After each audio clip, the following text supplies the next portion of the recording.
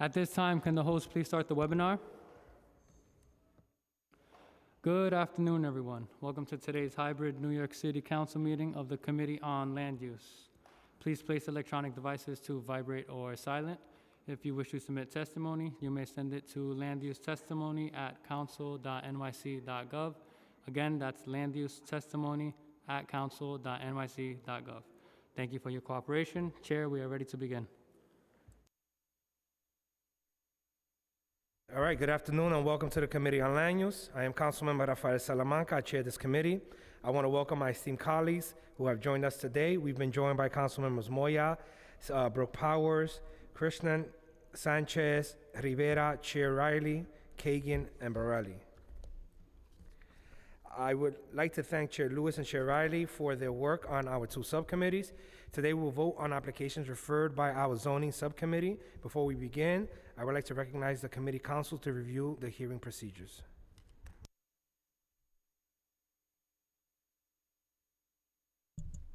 Thank you, Chair Salamanca. I am Arthur Ha, counsel to this committee.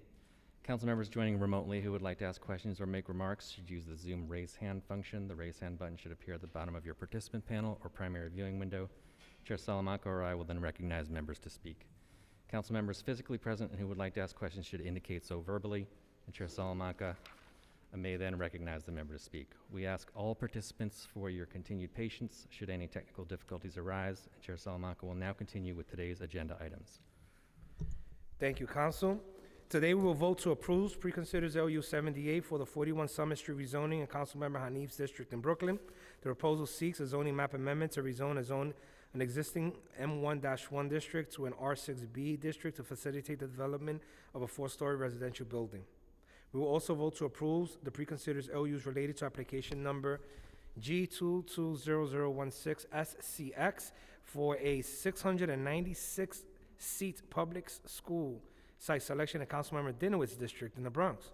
We will also vote to approve preconsidered LUs 45 related to the 34 Morningside Avenue ANCP cluster project proposed by HPD pursuant to Article 16 of the General Municipal Law and Article 11 of the Private Housing Finance Law, requesting a waiver of the designation requirement of Section 693 of the General Municipal Law, a waiver of the requirements of Section 197C and 197-C and 197-D of the City Charter, approval of the project as an Urban Development Action Area project, and approval of the exemption from real property taxation pursuant to Section 577 of the Private Housing Law.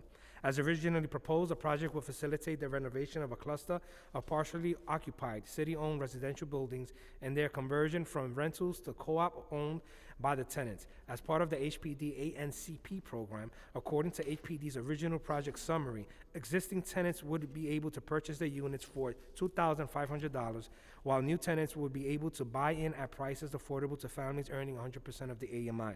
The monthly maintenance for all units would be set to rates affordable to families earning 40% of the AMI.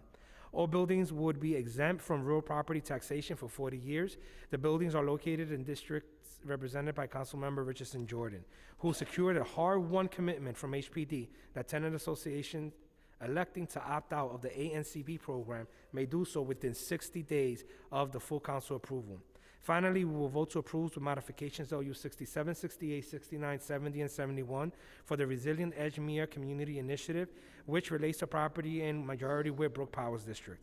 This application submitted by HPD includes the following proposed actions: LU 67 for a zoning map amendment, LU 68 for a zoning text amendment, LU 69 for the proposed disposition of city-owned property for uses identified in the Edgemere Urban Renewal Plan, LU 70 for the designation of an Urban Development Action Area and approval of an Urban Development Action Area project for such areas, LU 71 for approval of a second amendment of the Edgemere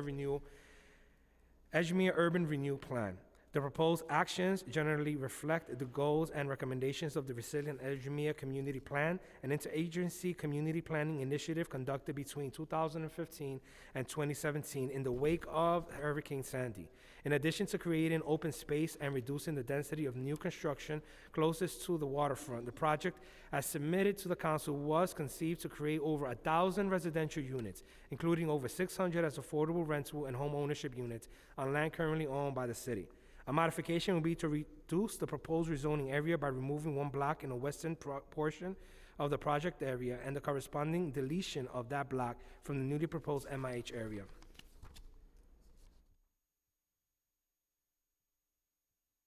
Thank you. I now recognize Majority Whip Powers to offer remarks on this project.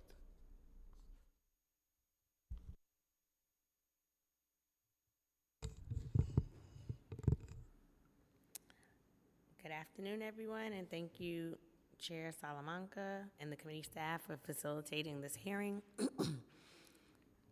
I'd like to speak on the items being heard today concerning the resilient Edgemere zoning proposal in my district led by HPD. I've said all along this project had some really good elements. However, there were areas that my community had major concerns with, specifically the increase in density to a peninsula with a high water table.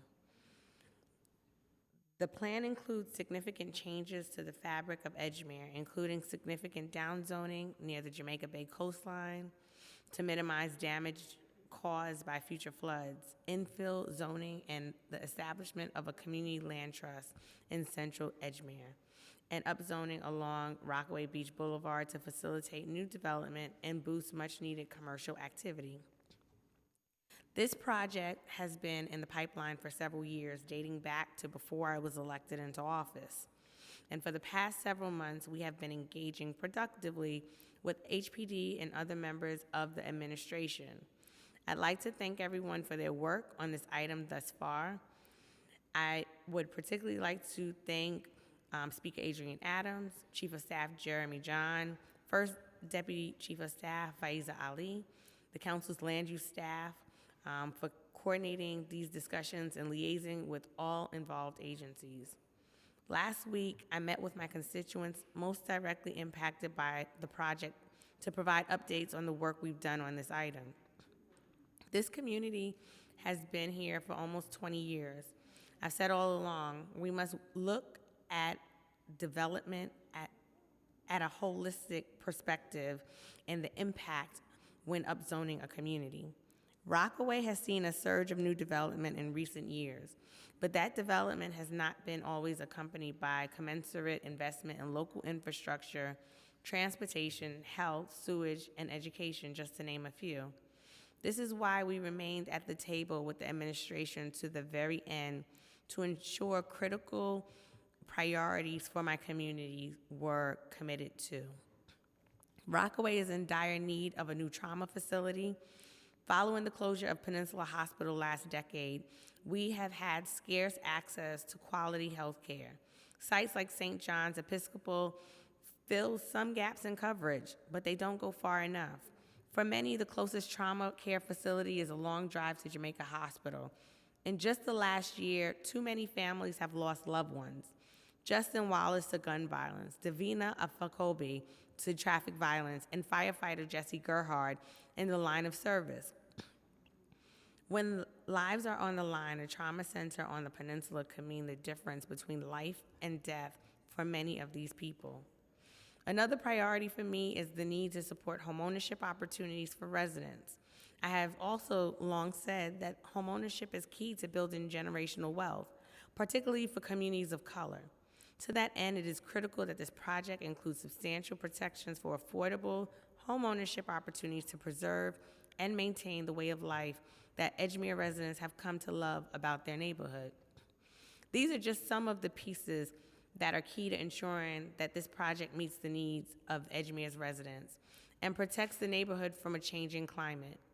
While the project does not address all of my concerns, it is a very important step. This action is a win for all New Yorkers. We've achieved housing that will include 35% affordable home ownership, a community advisory board to see this project through, infrastructure investments, a commitment on a timeline for a public school, and that's just to name a few. So after extensive deliberation, I am pleased with the final results we were able to achieve, understanding that there's more work left ahead of us to be done. This project will bring transformative investments to Edgemere, supporting residents' health, improving our streetscape, and providing ample opportunity for homeownership, and protect us against changing climate.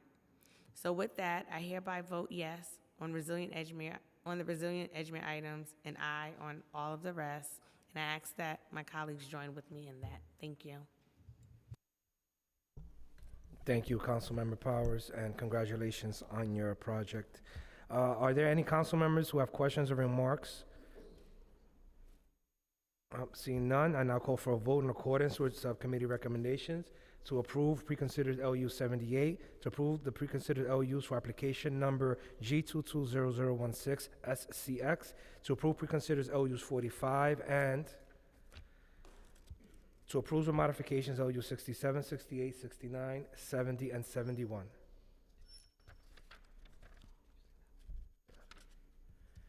And to approve preconsidered LU 78. Will the clerk please call the roll? Good afternoon, William Martin, Committee Clerk, roll call vote, Committee on Land Use. All items are coupled. Chair Salamanca. Aye or no? Rivera. I vote aye.